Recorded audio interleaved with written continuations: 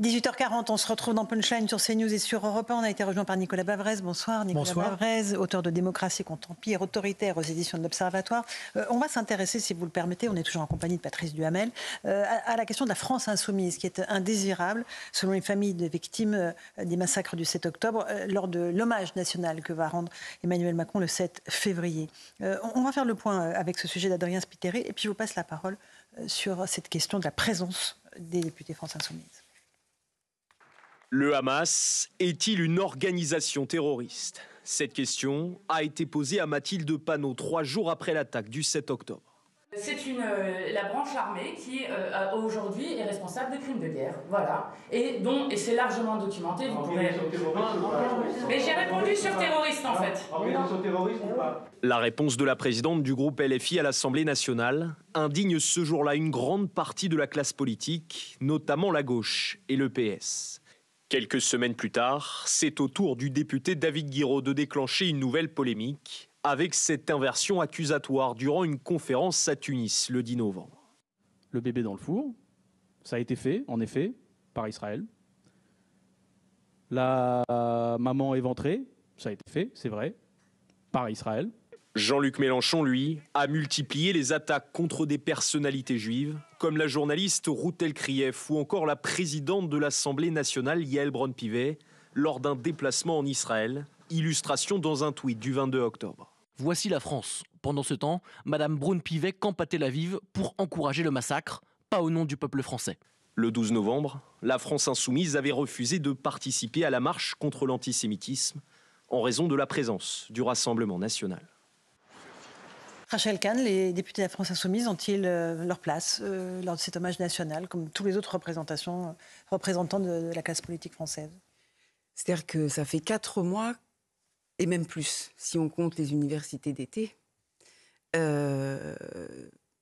qu'ils ont un langage qui est contre la République. C'est-à-dire qu'ils sont représentants du peuple par leur écharpe, à l'Assemblée nationale, et dans le même mouvement, tout ce qu'ils font, tout ce qu'ils disent, tout ce qu'ils tweetent va à l'encontre des fondamentaux humanistes, universalistes. Et puis alors, avec cette notion de l'antisionisme, qui est en réalité le botox de l'antisémitisme, eh bien, ils dénigrent ce qui a pu se passer le 7 octobre, ne pas le reconnaître. Donc, pour moi, c'est une forme de pogrom idéologique politique que de venir le 7 février. Très fort. Joseph Massescaron. C'est quand même curieux, cette délégation du Hamas politique à cette célébration. Parce que c'est ça ce qu'est l'LFI, c'est le Hamas politique, c'est la branche politique du Hamas. Donc c'est un peu curieux de les voir. C'est au sens étymologique du terme obscène. C'est-à-dire ils veulent se mettre au devant de la scène pour pouvoir provoquer la polémique. Mais au-delà de ça, il y a une vraie perversité. Moi je pense fondamentalement. C'est-à-dire c'est quelque chose qui est calculé pour enlever, je pense, fondamentalement, on voit bien la manière dont ils emploient à tort et à travers le mot génocide.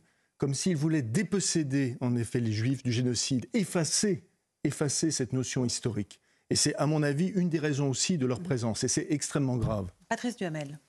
Dans cette affaire, il y a le protocole républicain. C'est hommage national, on sait ce que ça veut dire. Tous les patrons de partis sont représentés au Parlement, sont invités.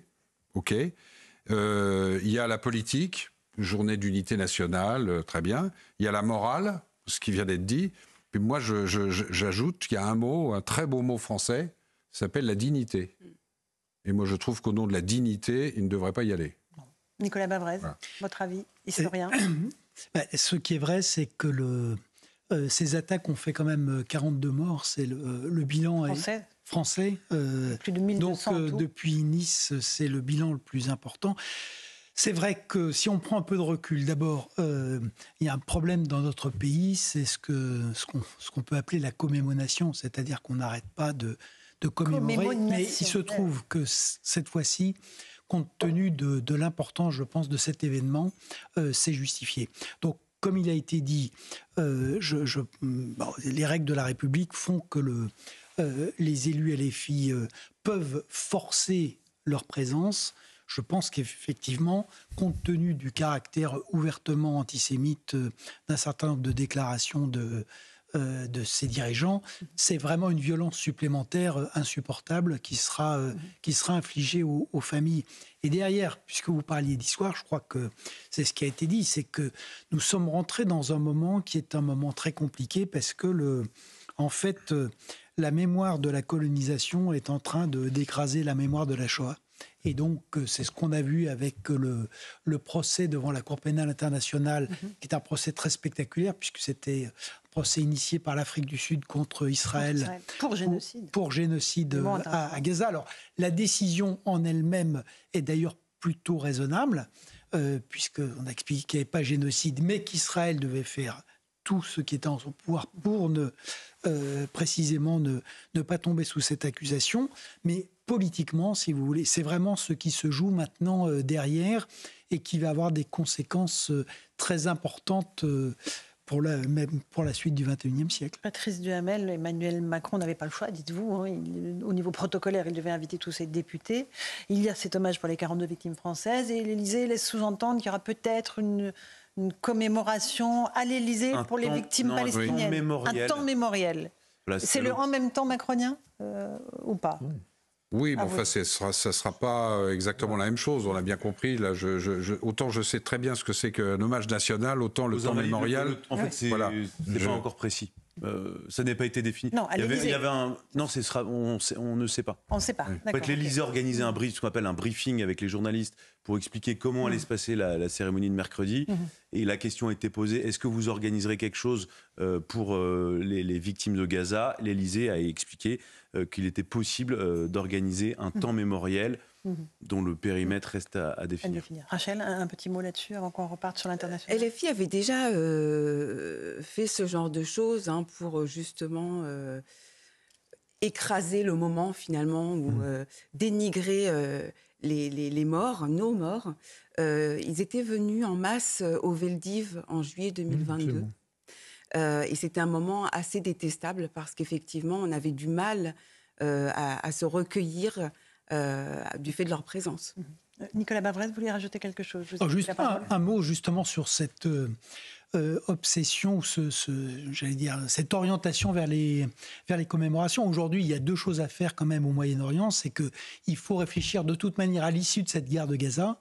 Et là-dessus, pour l'instant, la diplomatie française est largement hors jeu. Donc la dernière réunion s'est tenue à Paris, mais c'est avec les Israéliens, les Américains, les Jordaniens, et évidemment le Qatar et le Hamas, mais c'est en dehors d'eux. Et puis la deuxième chose quand même, c'est ce qui se passe en mer Rouge, qui est quelque chose d'extrêmement important. C'est quand même vital pour les lignes d'approvisionnement, pour les ports européens, pour l'industrie européenne, pour la liberté. L'attaque des rebelles Houthis du Yémen. Voilà, et là-dessus, si vous voulez, on est aussi hors jeu parce que simplement, on a une marine qui aujourd'hui n'est pas capable de faire face à tous ces engagements. Donc je crois quand même qu'il faudrait qu'on essaye de travailler aussi un peu sur le fond et de s'occuper, j'allais dire, de l'histoire réelle et pas seulement de commémorer les victimes. L'histoire réelle et non pas l'histoire fantasmée, c'est ça, en gros? Et que par ailleurs, de ne pas jouer... Enfin, l'histoire fantasmée, c'est effectivement le grand décalage entre le discours sur la France et la réalité. On l'a vu cruellement au Liban et on le voit aujourd'hui au Moyen-Orient. Donc, on devrait travailler aujourd'hui sérieusement à essayer de recoller le discours de la puissance avec les moyens de la puissance.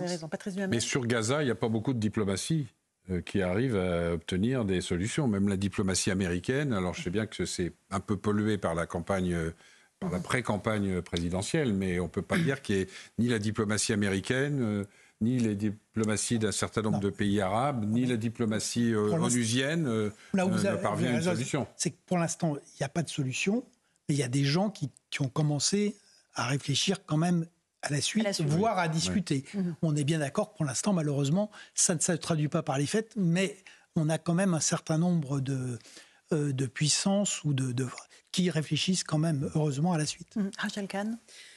Oui, c'était pour reparler de LFI et de leur présence. Donc, vous l'aviez rappelé, on ne les a pas vus lors du rassemblement après le pogrom du 7 octobre.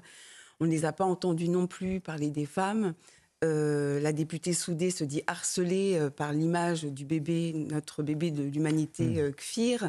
Mais en revanche, ils bataillent pour être bien présents. C'est comme si, dans leur idéologie macabre, ils aimaient les Juifs lorsqu'ils sont morts. C'est terrible comme phrase, mais elle dit vraiment la réalité, selon vous, Joseph Massescaron ? Je pense que cette dérive est quelque chose qui, moi, ce qui me terrifie, c'est qu'elle est sciemment organisée, voulue, pesée, sous-pesée dans les termes, et voilà. Et c'est ce qui me terrifie, c'est où LFI veut conduire. Et ça devrait interroger pas simplement l'ensemble de la gauche, mais ça devrait interroger tout le monde, parce que voilà quand même un parti qui est totalement aujourd'hui en roue libre. C'est pas toujours souligné par les journalistes qui interrogent Jean-Luc Mélenchon, mais c'est quand même le seul organisme, je ne dis pas parti politique, c'est le seul organisme politique qui n'a pas de congrès, qui n'a pas de vie interne, qui n'a pas d'élection, il le revendique, qui n'a pas de débat. Qu'on ne dise pas, par exemple, c'est l'extrême gauche, c'est faux. Parce que, je suis désolé, au NPA, il y a des congrès, il y a des tendances, et il n'y en a même pas. À LFI, il n'y en a même pas. Mais ils ont dit eux-mêmes au début, quand ils ont créé ça, que ça serait gazeux. Oui, c'est gazeux. Donc c'est gazeux. Ouais, et aujourd'hui, c'est les gazeux à Gaza. Chef très fort. Les gazeux à Gaza, c'est normal. Bravo. Voilà. Nicolas Bavrez, on voit que le conflit en Israël et dans la bande de Gaza montre la marginalisation de notre pays. En fait, les grands équilibres géostratégiques sont en train de bouger dans cette région et dans le monde entier. Tout bouge, et avec des escalades qui sont des escalades effectivement inquiétantes. On n'a jamais eu autant d'États en guerre depuis 1945, on n'a jamais eu autant de personnes déplacées. On a aujourd'hui donc l'Ukraine qui est en grand risque parce que l'armée ukrainienne manque de munitions. C'est une armée qui était épuisée et donc il faut mobiliser massivement. Les Russes sont maintenant en face 420 000 hommes. Ils ont une supériorité en matière d'artillerie, en matière de drones, en matière de munitions qui sont fournies par la Corée du Nord, avec des matériels aussi qui viennent d'Iran. Et donc, c'est la première question. Et celle-là, évidemment, elle est surplombée, j'allais dire, comme tout, par le risque d'une nouvelle élection de Donald Trump. Là, on a un phénomène d'emprise politique, et on l'a vu sur le Parti républicain, on le voit sur l'élection américaine, mais maintenant, on voit... Alors, c'est aussi pour ça, d'ailleurs, sans doute, que les Européens ont débloqué les 50 milliards d'aides, parce que Trump les a pris en otage. Donc, en tout cas, il y a la partie ukrainienne. Sur la partie du Moyen-Orient, on voit l'extension aussi avec les frappes des États-Unis sur les Houthis et le fait que les États-Unis ont indiqué qu'ils se réservaient la possibilité de frapper directement l'Iran. Et puis, évidemment, tout ceci est suivi avec une extrême attention par les Chinois.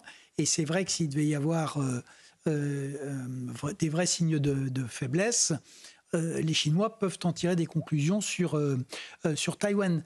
Donc, si vous voulez, c'est pour ça qu'en Europe, on ne s'en rend pas trop compte. On veut rester dans notre concoudouillet, mais on n'est plus dans un monde de risque. Hein. On est vraiment dans un monde où ces menaces sont extrêmement réelles, présentes, et où il faudrait absolument maintenant que les Européens se réveillent. Absolument, avec de nombreux facteurs de risque dans les prochaines semaines. Ce qui me frappe dans le livre de Nicolas Bavrez, c'est que pendant très très très longtemps, on a tous connu ça, on nous disait d'un côté il y a les nations, de l'autre côté il y a le fédéralisme. Mais aujourd'hui, c'est plus vrai, c'est ce que montre. C'est aujourd'hui, pardonnez-moi de ce jeu de mots, mais les empires contre-attaquent. C'est vrai. C'est ça en fait la réalité. Et les nations et les fédérations sont impuissantes face à ces empires. Dernier mot, Patrice Duhamel. Oui, je trouve étonnant dans le début de la campagne pour les européennes d'ailleurs que le scénario international qui serait provoqué par la réélection de Trump ne soit quasiment absent. Alors ça va être, j'imagine, un sujet absolument central. Il y a la crise agricole, bien entendu, qui polarise, mais ça devrait être maintenant un débat permanent. Absolument. Et on en parle assez peu, effectivement. Oui. Merci beaucoup, Patrice Duhamel. Merci à vous. Le chat et le renard, président et Premier ministre, 2 ou 3 choses que je sais, 2 aux éditions. Un peu plus, mais je voulais rendre hommage à Godard. 4 ou 5, allez. Et on attend le prochain tome avec Gabriel Attal. Merci à Nicolas Bavrez aussi, avec son livre excellent qui s'appelle « Démocratie contre empire autoritaire, c'est bien ça. Merci. Et c'est aux éditions, attendez que je retrouve ma De l'Observatoire. Pareil. L'Observatoire. C'est un festival pour l'Observatoire. Merci Louis, Rachel et Joseph Massescaron.